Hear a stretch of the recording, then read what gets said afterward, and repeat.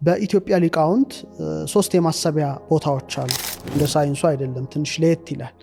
አንደኛው ሆድ ዕቃ ነው፣ ኩላሊት ወይም አንጀት አካባቢ ነው። ሁለተኛው ልብ ነው። ሶስተኛው ናላ ወይም ብሬናችን ነው። ስለዚህ ምን የሚባል አባባል አለ? ከአባባሉ ጀምሬ በጣም እየተነተነው እንሄዳለን። ኩላሊት ያጤሰው ልብ ያመላለሰው ናላ ያወረሰው ትልቅ አባባል ነው። ኩላሊት ያጤሰው ማለት ሆድ ዕቃ አካባቢ ነው። ልብ ያመላለሰው መካከለኛው ነው። መጨረሻ ላይ ጫፍ ላይ የሚገኘው ናላ ያወረሰው ይባላል። በመሰረታዊ ነገሩ አራት ባህሪያት አሉ። እሳት፣ ውሃ፣ ነፋስ፣ መሬት። ኃይልም አላቸው። ጠባያቱም ኃይሎቹም አዎንታዊና አሉታዊ ነገርን በሰውነታችን ላይ ያሳድራሉ። ስለዚህ የሰው ሆድ ዕቃ የሚመራው በውሃ ባህሪ ነው። አሁን ሆድ ዕቃ አካባቢ ላይ ስላለን ነው። ደረታችን የሚመራው ሳምባችን አካባቢ ነፋስ ነው፣ እስትንፋስ አካባቢ ነው። ጭንቅላታችን የሚመራው በእሳት ባህሪ ነው በመባል ወይም በዚህኛው አይነት ነበልባል ባላት በሰ ይወከላል። ይሄ በአ ይወከላል፣ ይሄ በመ ይወከላል። ሶስቱ ትልልቅ ነገሮች ማረፊያ እንደሆኑ እንረዳለን፣ እናውቃለን። ለምሳሌ የብሬናችንን ወይም የአንጎላችን የልባችንን መጨረሻ ኩላሊት ላይ ስንወርድ አንጎል ዋናው ማዕከል ነው። እንደምናውቀው ምክንያታዊ ሊሆን ይችላል። ትንተና ይወዳል፣ እቅድ ማውጣት ይወዳል። ስለዚህ ሞር ትኩረት የሚሰጠው ከእውቀትና እውቀት ጋራ ነው። ቀኝ ክፍል አለው፣ ግራ ክፍል አለው። ግራ ክፍል ሞር ከቋንቋ ጋራ ከትንተና ጋር ይያያዛል። ቀኙ ደግሞ ከተመስጦ ከራእይ አካባቢ ጋር ይያያዛል። ሁለቱን እግዚአብሔር አምላክ ካርፐስ ካሎሰም በሚባል ትልቅ ወፍራም የነርቭ መዋቅር አዋቅሯቸዋል። ስለዚህ ሰው ስጋዊነትን መንፈሳዊነትን አስተባብሮ እንዲኖር የእግዚአብሔር ፈቃድ ስለሆነ ማለት ነው። እና ከአራቱ ባህሪያት በእሳት ባህሪ ይወከላል። በጣም በብዙ ኒውሮኖች የተዋቀረ ነው። ሁለተኛው ልብ ነው። ልብ ሞር ከስሜት ጋር ይያያዛል፣ ከጥበብ ጋር ይያያዛል፣ ከፍቅር ጋር ይያያዛል፣ ከርህራሄ ጋር ይያያዛል፣ ከድፍረት ጋር ይያያዛል፣ ከህሊና ጋር ይያያዛል። እና ይሄ ሴንተር ላይ ነው፣ ሚዛን ሆኖ ይገለጻል። ሶስተኛው ሆድ ዕቃችን ነው። ሆድ ዕቃችን ነው ትልቁ ክፍል ይሄ ነው ዛሬ የምናነሳው። ኩላሊት ልንል እንችላለን፣ ወይም አንዳንዴ አንጀት ልንል እንችላለን። እና የሚመራውም በውሃ ባህሪ ነው። ደረት በነፋስ ወር በአየር፣ ይሄኛው በእሳት፣ ይሄኛው በነፋስ፣ ይሄኛው ደግሞ በውሃ ባህሪ እና ሆድ ዕቃችንም ኦልሞስት 75% ውሃ ነው። እና ውሃ በሁለት መልኩ ሊገለጽ ይችላል። አንድ የተረጋጋ ውሃ አለ፣ እርግት ያለ ውሃ። ሁለተኛው ደግሞ በጣም ብዙ ስቶርም ያለው፣ ነፋስ ያለው፣ ማዕበል ያለው፣ ወጀብ ያለው ያልተረጋጋ ውሃ አለ። ስለዚህ በውሃ አንጻር የተረጋጋ ውሃ አለ፣ ሁከት ያለበት ውሃ አለ። በተመሳሳይ መልኩ አንጀታችንና ኩላሊታችን አካባቢ ጸጥ የሚያደርግ የሚያሳርፍ በደስታ የሚመላ ስሜት አለ። በአንጻሩ ደግሞ ልክ እንዳልተረጋጋ ውሃ ንውጽውጽ የሚያደርግ ስሜት አለ። በእኛው አካል የሚሰማ ለእኛው ነው መልእክቱ፣ ለሌላ አይደለም። የራሴ የሆድ ዕቃዬ የኩላሊቴ የአንጀቴ ስሜት ለእኔው ነው፣ በእኔው ነው፣ ከእኔው ነው፣ ለሌላ አይመለከትም። ትልቅ የሆነ የማስጠንቀቂያ ደወል ሆኖ የሚሰማ ድምፅ ነው። ስለዚህ ቅድም እንዳልሽው አንጀት የተንሰፈሰፈት ያለ ሆዴን ባርባር አለው፣ መረባበሽ ሊሆን ይችላል። አንጀቴ የረታወከ ትላለች አንዲት እናት። ምን ሊመጣ ይሆን ወይም ሊመጣ ይሆን ይላል፣ ይታወክ ይችላል። እና የሆነ የመውደድ ነገር አለ። ከአንጀቴ ነው ይላል አንድ ሰው፣ ከአንጀቴ ነው። ከአንዳንዴ ከልቤ ነው ሊል ይችላል፣ እንደያመጣጡና አንጀት የተላወሰ ሊል ይችላል። እና ስሜቱ እዚህ አካባቢ ነው በጣም የሚሰማው። ምክንያቱም ውሃ ነው፣ ንውጽውጽታ ነው፣ ሬስትለስ ነው። አንዳንዴ ግን ከራስ ፀጉርሽ ጀምሮ እስከ ትከሻሽን ሊወርልሽ ይችላል ስሜቱ ወደ ላይ። ምክንያቱም ኩላሊት ከአንጎል ጋር ስለሚያያዝ ማለት ነው። ስለዚህ ይሄ ትልቅ የማስተዋል ሴንተር አድርጎ እግዚአብሔር ለእያንዳንዱ ሰው የሰጠው ትልቅ የማስተዋል ቦታ ነው ማለት ነው። ስለዚህ ስለ ትልቁ የሰውነት ክፍላችን ነው እያወራን ያለ ነው እንጂ ስለ ምግብ መፍጨት መድቀቅ አይደለም። ከፍ ወዳለው ደረጃ መውጣት አለብን። ዳዊት ይገርመኛል። በመዝሙር 25 በቅንፍ 26 ቁጥር 2 ላይ አቤቱ ፈትነኝ መርምረኝ ካለ በኋላ ኩላሊቴንና ልቤን ፈትን ይላል። ስለዚህ ኩላሊት እንደውም በኢትዮጵያ ሊቃውንት እይታ በግራና በቀኝ በሁለት ወገን የሚገኝ ክብ እንክብል የባህሪ ሚዛን፣ ሁለትነት፣ ትክክልነት ያለው ይሉና ሌላ ሁለተኛ ግብሩ ግን የፍትወት መነሻ ነው ራሱ። ሴክሹዋሊቲን ያነሳሳል ይሄ ቦታ። እንግዲህ ከማስተዋል ደግሞ ይዘልና የጾታዊ ግንኙነት ፈቃድ ማነሳሳት ልክ እንደ ውሃ ነው ማለት ነው። ሚያቀብጥ ሚያናውጥ የስጋዊ ስሜትም መነሾ ሆኖ ይገለጻል ይሄ ቦታ። ስለዚህ አንድ ነገር ሆኖ ግን ብዙ ነገርን ማከናወን የሚችል ነው። ስለዚህ ማስተዋል ረቂቅ ምክር ውስጥ አለ። ትልቅ ጉዳይ ነው ያነሳሁት። ማስተዋል ረቂቅ ምክር ወይም ውሳጣዊ ነገርን ይይዛል፣ የውስጥ ነገርን ይይዛል እና ስለዚህ ብሬናችን ለእውቀት መቀመጫ ነው፣ የእውቀት መጋዘን ነው። አንጎሌ የሁላችንም አንጎል፣ ልብ ደግሞ የጥበብ ነው፣ ኩላሊት ደግሞ የማስተዋል ነው። ስለዚህ ማስተዋል ጥበብና እውቀት ማለት ነው። 3 ሴንተሮች አሉ ማለት ነው። ሴንተር ኦፍ ኢንተለጀንስ አለ። ስለዚህ አሁን ስንቱን ተጠቅመናል እያየነው እንሄዳለን እና ድሮ ሳይንሱ አንጎል ብቻ ሲል ነበር የኖረው ረጅም ጊዜ።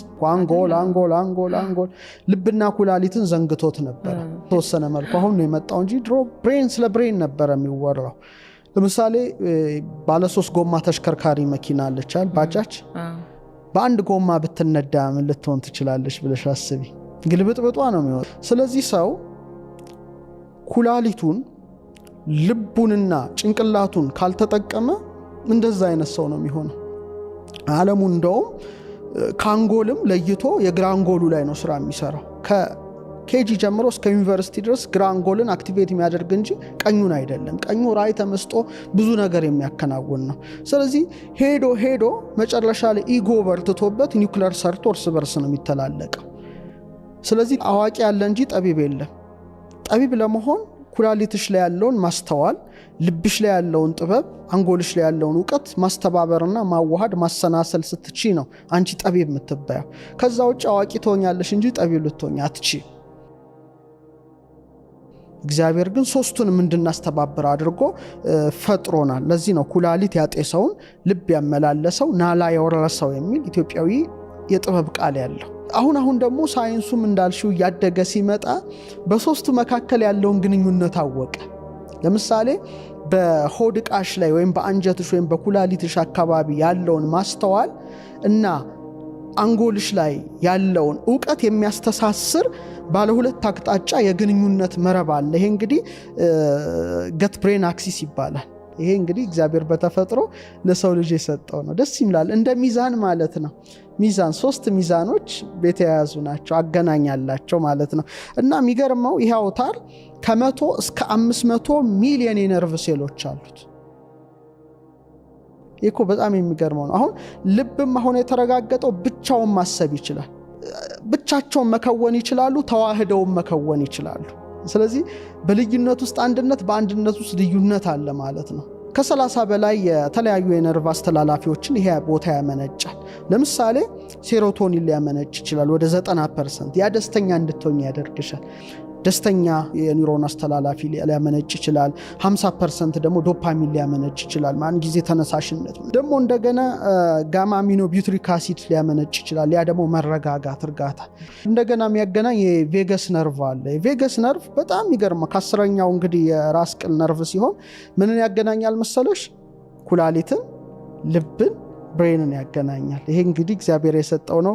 ስለዚህ የልብ ምትሽን አሁን አንዳንዴ ልብሽ ይመታል፣ አተነፋፈስሽን፣ የምግብ መፈጨትሽን፣ ስሜትሽን ሁሉ ሊቆጣጠር እንግዲህ የተሾመ ነው ማለት ነው። የተሾመ ነው። ስለዚህ አንጀታችን አካባቢ ወደ 100 ትሪሊየን በላይ ረቂቅ ተዋሲያን አሉ። ምግባችንን ያዋህዳሉ፣ በሽታ አምጪ ተዋሲያንን ይከላከላሉ፣ የነርቭ ስርዓቶቻችንን ያዋህዳሉ። ስለዚህ የዚህ አለመመጣጠን ጭንቀት ሊመጣ ይችላል።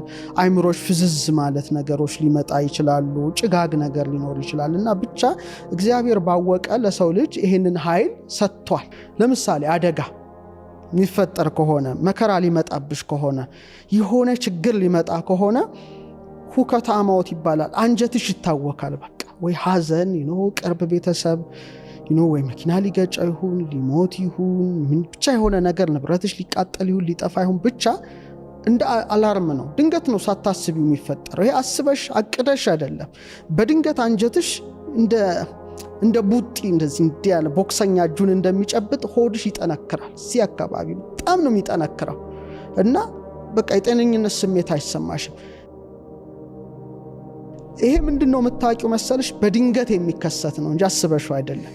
ሰዎች መለየት ስላለባቸው ይሄ ስሜት እግዚአብሔር ሲሾመው ልክ እንደ ውሃ ማዕበል ነው።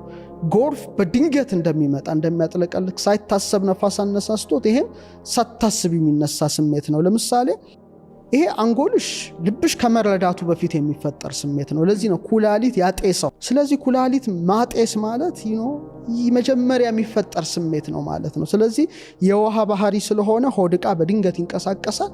በድንገት ምግብ መብላት ፍላጎትሽ ዝግት። ይሄ ማለት ምንድነው? የአደጋና የመከራ ስሜት ነው።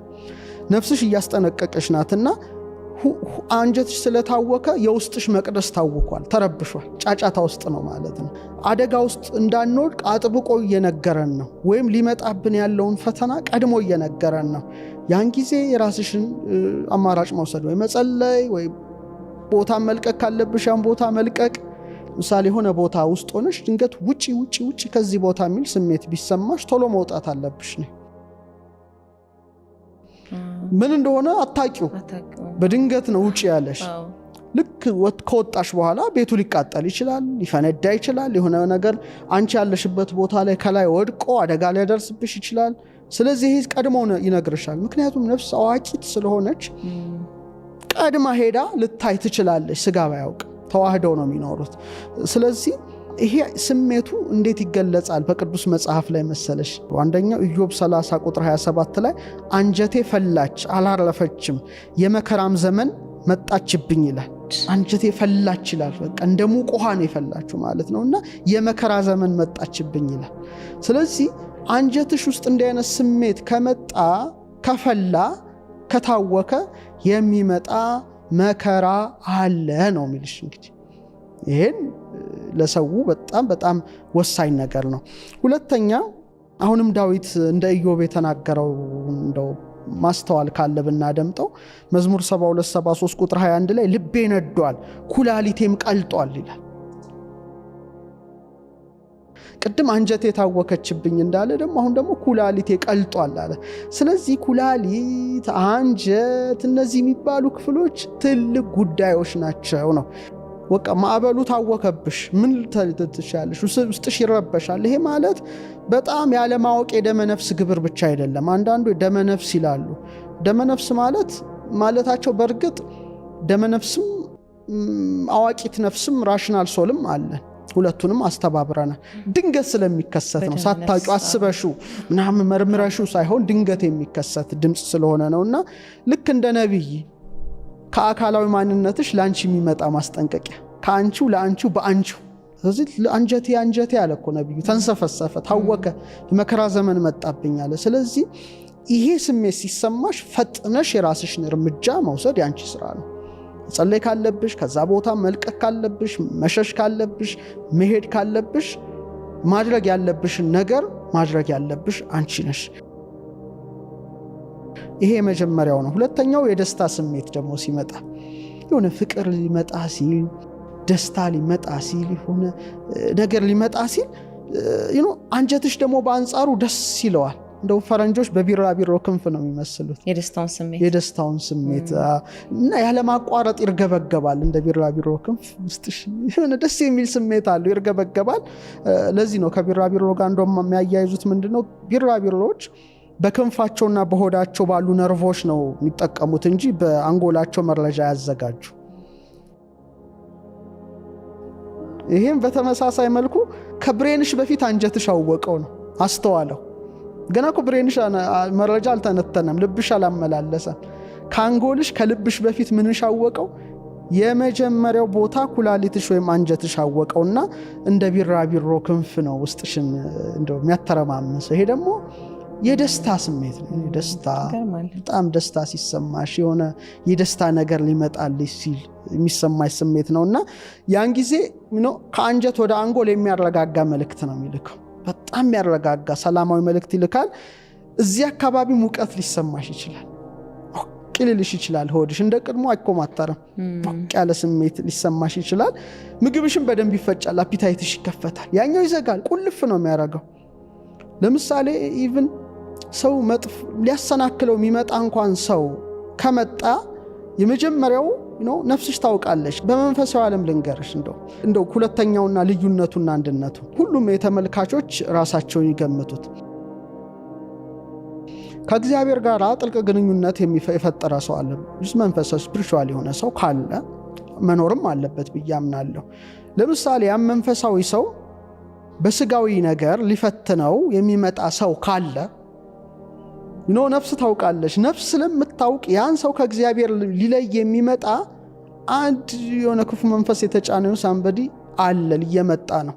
ያን ጊዜ ልቡ ነው የሚታወከው። ቀድሞ ልቡ ልትመታት ሆዱ ይታወካል። ምግብ ሁሉ ላይ ይበላለት ይችላል። ነፍስ ግን ቀድማ እህል ሁሉ ልዘጋው ትችላለች። በአንጻሩ ደግሞ ደስታ፣ ሰላም እንዲህ አይነት ነገሮች ወደ አንቺ ህይወት ሊመጡ ሲሉ በቃ የምግብ ስሜትሽ በጣም ይከፈታል። በቃ ነቃ ይላል ሰውነትሽ፣ ሊበላልሽም ይችላል። በቃ ያን ጊዜ ማለት ደህንነት ላይ ነው። ተስማምተዋል። ይሄ ነገር ለአንተ የተመቸ ነውና ልክ እንደ የሆነ የተቀደሰ ነገር ወደ አንቺ ፊልድ ኤነርጂ ፊልድ ውስጥ እየመጣ ነው ማለት ነው። ሁለት አይነት ሰዎች አሉ። አንዳንዶቹ ባትሪያችንን ሎ አድርገው ኃይላቸውን አጥተው እኛን የሚያሳጡናሉ። ሁለተኛ ደግሞ ኤነርጂያቸው ከፍ ብሎ እኛን ከፍ የሚያደርጉ አሉ።